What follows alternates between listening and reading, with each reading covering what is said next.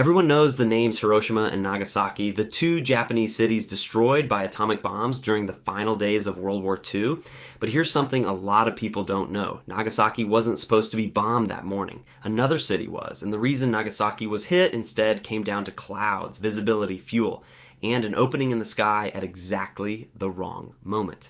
To understand how that happened, we need to go back to 1945. Germany had surrendered in May, but the war against Japan continued. American forces had spent months fighting extremely costly battles across the Pacific, including Iwo Jima and Okinawa. Meanwhile, the United States had secretly spent years developing an entirely new weapon through something called the Manhattan Project.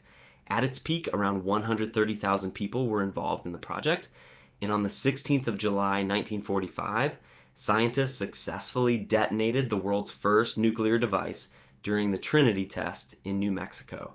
The weapon worked. Now came the question of where to use it, and this is where the story gets interesting.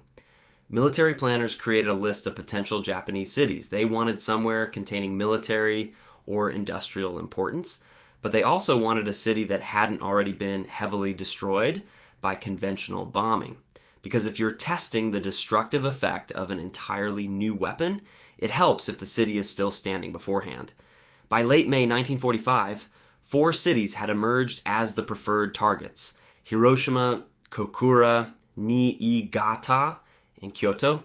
Kyoto was particularly significant. It was one of Japan's most important historic and cultural cities and had a large population, but U.S. Secretary of War Henry Stimson strongly opposed bombing it. He argued that destroying one of Japan's greatest cultural centers could create enormous resentment long after the war ended, so Kyoto was removed, and another city was added in its place, Nagasaki, meaning Nagasaki wasn't even originally among the 4 preferred targets.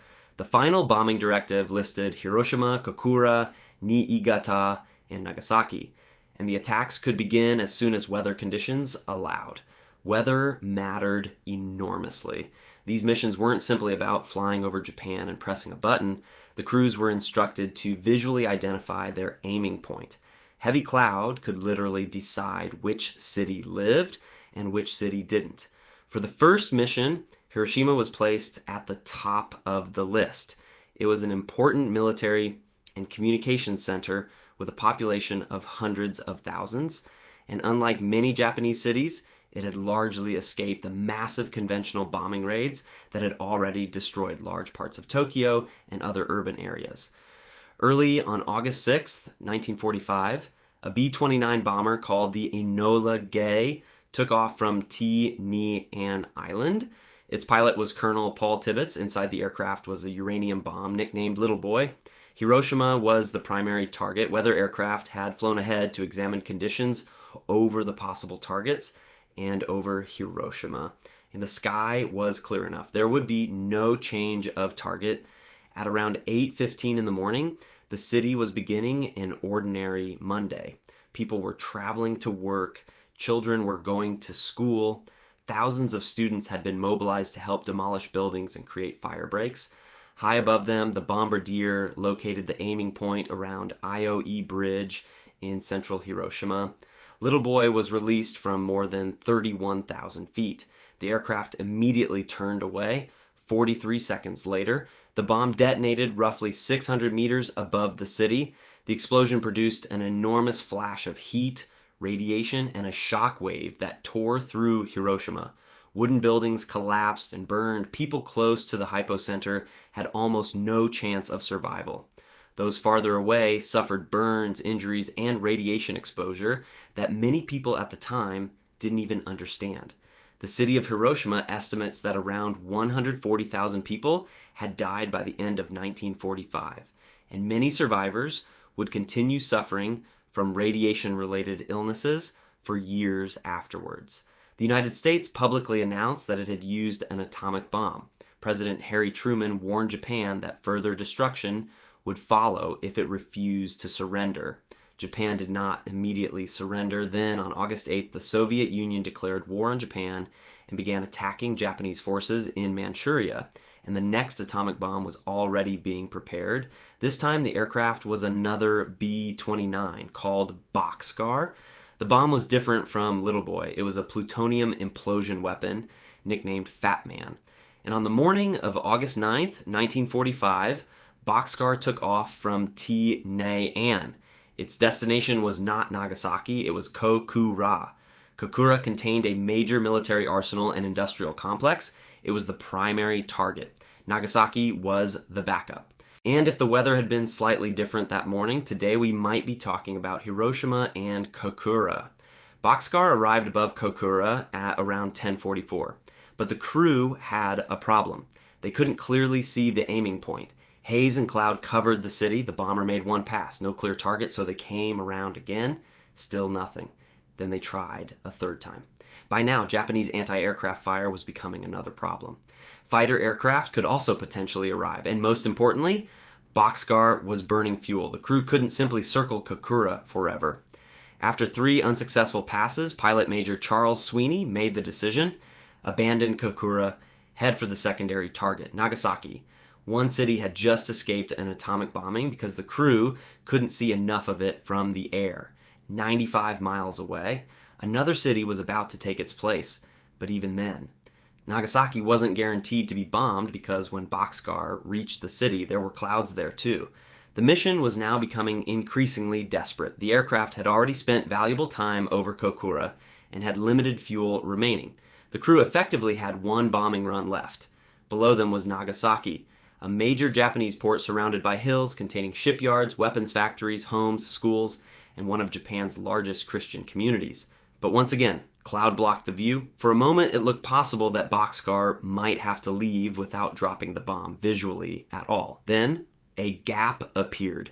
Through a break in the clouds, the bombardier saw part of Nagasaki's industrial area. That was enough. Fat Man was released. Because the opening appeared away from the original intended aiming point, the bomb actually exploded several kilometers from the center of Nagasaki. At 11:02 in the morning, it detonated around 500 meters above the Urakami Valley. The bomb was more powerful than the weapon dropped on Hiroshima, but Nagasaki's hills restricted some of the blast. The valley around the hypocenter was devastated. Factories, homes, schools, and the Urakami Cathedral were destroyed or heavily damaged. Nagasaki's municipal government later adopted a figure of more than 70,000 people killed. Thousands more were injured, and just like Hiroshima, survivors faced burns, radiation sickness, cancers, and other health problems long after the war ended. The strange part is how many decisions had to happen before Nagasaki became the target. First, Kyoto was removed from the original list. Nagasaki replaced it. Then Hiroshima was selected for the first bombing because conditions there were suitable. 3 days later, Kokura was supposed to receive the second bomb, but haze and clouds prevented the crew from seeing their aiming point. They tried 3 times, then fuel and enemy defenses forced them to leave. Boxcar flew to Nagasaki. Nagasaki was also covered by cloud, and then, at almost the final opportunity, the clouds opened. A few minutes of weather changed the history of 2 cities. Kokura survived. Nagasaki did not. After the second bombing, Japan's leadership faced an extraordinary combination of pressures. 2 cities had now been attacked with weapons unlike anything previously used in war. The Soviet Union had entered the conflict, and the possibility remained that more American atomic bombs could follow. Exactly how much weight each factor carried in Japan's decision to surrender is still debated by historians. What we do know is that Emperor Hirohito ultimately intervened in the deadlocked debate within the Japanese leadership. On August 14th, 1945, Japan agreed to accept the Allied surrender terms. The following day, Hirohito's recorded voice was broadcast to the Japanese population, announcing the decision for millions of Japanese civilians. It was the first time they had ever heard their emperor speak. World War II was effectively over. The formal surrender was signed aboard the USS Missouri in Tokyo Bay on September 2nd, 1945. But Hiroshima and Nagasaki had entered history forever. They remain the only cities ever attacked with nuclear weapons during warfare. Hiroshima had been deliberately selected. Nagasaki had been a backup. Kokura had been the target that morning, but the crew couldn't see it. 3 passes, clouds, haze, running fuel, a decision to turn south, and then a break in the clouds over Nagasaki. Hundreds of thousands of lives would ultimately be affected by what happened during those few days, and almost 81 years later, the names Hiroshima and Nagasaki remain a warning of what a nuclear weapon can do to a city. This has been Comic Book Cases. Thanks for joining us on today's deep dive into the atomic bombings of Hiroshima and Nagasaki. If you enjoyed the video, please like and subscribe. Stay curious, and we'll catch you on the next one.